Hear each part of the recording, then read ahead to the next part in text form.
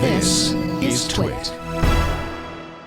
Now, let's move on to a story that is not a rumor, and that is that Microsoft and Apple have now become the class of patent trolls. Again, wait, can I get a sad trombone on this one too? Because, yeah, well, maybe. Because, yeah, I think this really does, yeah.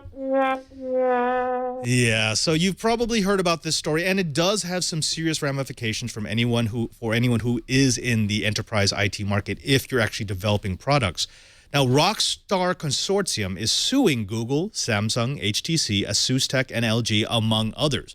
Now, in case you don't know, Rockstar was founded in 2011 by 5 different companies, Apple, Microsoft, Blackberry, Sony, and Ericsson, back when they won a bidding war with Intel and Google for the defunct Nortel Networks patent portfolio. They paid $4.5 billion. Rockstar is now employing former Nortel employees to look through the current crop of products, be it phones, switches, whatever it is, to reverse engineer them and see if there's anything actionable, something that they can sue over.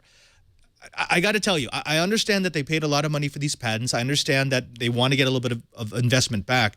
But Chibert, let me open it up with you. How do you feel about a company buying what are essentially weaponized patents with the sole purpose of suing other companies with them? Man, you know, why? I mean, really, don't you have better things to do with, you know, just short of $5 billion? I could think of all kinds of good things to do. You know, guys, take a page from Bill Gates, who's using his billions to go and make the world a better place. This whole thing about just trying to, you know, do bad things to other people. Come on, really? Yeah. Well, the thing that really strikes me about this, that makes it's particularly sickening, is if you look at the companies that make up Rockstar Consortium, so the companies that they can distance themselves because they say, well, we're not suing them. Rockstar Consortium is suing them on our behalf. We just gave Rockstar the patent, and then they went after people who were violating it. But in essence, they're going after companies that could pose a threat to their core businesses. Apple, Microsoft, Sony. All of those companies have something to lose when with Android taking up such a large chunk of the marketplace. Curtis, let me throw this over to you.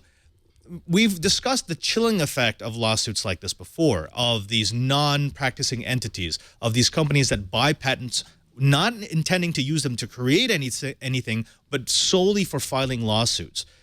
Is this a viable business model? We have seen some people make it a viable business model. Certainly Nathan Myhrvold and his company has been able to prosper. Other companies haven't been able to do it. It depends on exactly what they choose and exactly how they do it. You know, we really have seen a huge change. I remember back in the early to mid 1980s, IBM saying, with reasonable justification, that they were confident that it was impossible to build a multi-purpose digital computer without infringing their patents.